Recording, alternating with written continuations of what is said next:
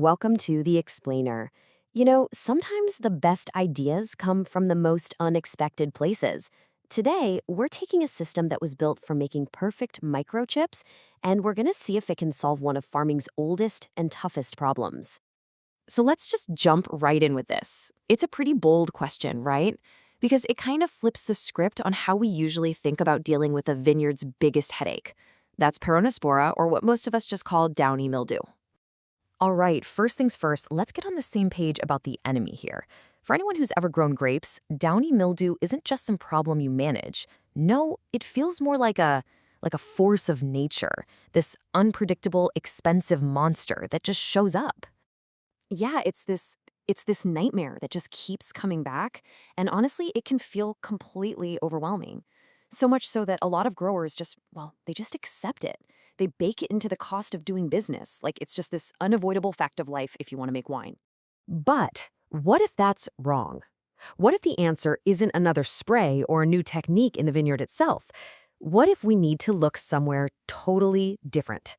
Like a factory? A really, really precise, high-tech factory. So check this out. 99.999%. That is the audacious goal of a method called Six Sigma. I mean, just think about that for a second. Imagine a vineyard where almost every single grape is perfectly healthy. It sounds completely insane, right? Almost impossible. But that's the level this process shoots for. And this right here, this is the key. It's a total shift in how you think. Are you a firefighter running around putting out fires after they've already started? Or are you an architect designing a system that's basically fireproof from the get-go? That's the difference between being reactive and using Six Sigma. Okay, so how on earth do you actually do that? Let's get into the nuts and bolts of the method that makes this whole thing work. So this whole thing, Six Sigma, it goes back to the 1980s, but its roots are even older. It was pioneered by an American statistician named W. Edwards Deming. After World War II, he went to Japan, and his idea was, it was kind of revolutionary, but also super simple. What if you used data and statistics to solve your business problems? What if you treated quality not as an art, but as a science? And Deming had this aha moment. He realized that problems, or variability, as he called it, come from two places. You've got common causes, which is just the normal random static in any system. You can't really get rid of it. But then you have special causes. These are the big identifiable screw-ups. A machine breaks, someone uses the wrong material. Deming's genius was saying, hey, forget the static for a minute. If you can hunt down and kill off all those special causes, those one-off disasters, your whole process becomes stable. It becomes predictable. And this is the engine that drives it all. People call it the Deming cycle, or PDCA. It's so simple, it's brilliant. You plan, figure out what you're going to do.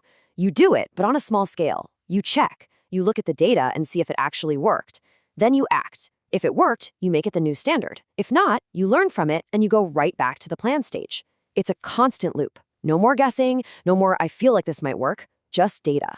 Okay, to really get a feel for this, let's try a little thought experiment. Imagine someone shoves you into a room you've never been in before, and it is pitch black. I mean, you can't see your hand in front of your face, and they just say, find the exit. That's your problem. Total confusion. Now, Six Sigma isn't a magic button that floods the room with light. It's not the solution. What it is a flashlight. It only lets you see a few feet in front of you, but that's enough to take one safe step, and then another, and another. See, it's not about knowing the final answer from the start. It's about having a tool to safely move forward through the darkness. All right. That's the big idea, but how do we take this from a cool metaphor about flashlights to something you can actually use in a vineyard? Let's build an action plan. So one of the first tools you'd pull out of the toolbox is something called an Ishikawa diagram. You might have heard of it as a fishbone diagram. It is an absolutely brilliant way to get your whole team to brainstorm every single possible cause of a problem, like downy mildew, without getting lost or missing anything. And the way it works is by giving you these 5 big buckets to put your ideas into. They're called the 5 M's: methods, men or people, materials, machines, and measurements. By forcing you to think about each of these categories, it stops you from just jumping to the most obvious conclusion. It makes you look at the whole system. So you start with methods, and you get really honest. Are we really being preventative, or are we just reacting? Is the number of treatments we're doing based on real data or just what the calendar says? Is our soil management actually correct? You're basically putting your entire process on trial. Then you move to people. This is huge. Does the team on the ground actually have the training to spot trouble early? And just as important, are you stuck in an echo chamber? Are you bringing in outside experts, agronomists, data people who can look at your vineyard with fresh eyes and challenge your old habits? Okay, next up, materials. And this means everything, not just the big ticket items like your fungicides. We're talking about everything you use. I mean, have you ever tested the pH of the water you're mixing your sprays with?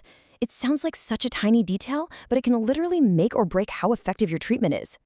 And then there are the machines, your hardware. Are your sprayers perfectly calibrated? Because if not, you're just wasting time and money. And are you keeping up? Are you using modern tools like drones to scout for problems before a human eye could ever see them? And last, but honestly, this is the one that holds it all together, measurements. This gets back to the heart of the whole thing. Are you even measuring the things that matter? Things like humidity, leaf wetness, soil moisture. And are you tracking that data day in, day out, so you can see a bad trend developing before it blows up into a full-on disaster? You see what's happening here? This isn't a checklist you do once. This isn't about finding a silver bullet. It's about a completely different way of thinking about your work. It's a new philosophy.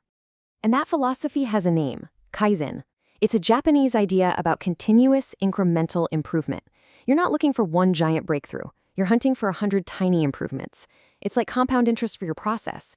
Each small change builds on the last, and over time, the results are massive. And this is the attitude you have to adopt. You know that saying, the perfect is the enemy of the good? That's Kaizen in a nutshell. Don't wait around for the perfect plan. Make a small, scrappy improvement today. A small step forward right now is infinitely better than standing still waiting for a perfect leap that might never happen. So, we'll leave you with this. We're seeing France's wine production start to pull ahead of Italy's. And in a global market that is this competitive, where one bad vintage can sink you, you have to wonder, could a systematic, data-driven process be the real competitive edge? Maybe the next big thing in wine isn't a piece of tech or a new kind of grape. Maybe it's just a better way to think.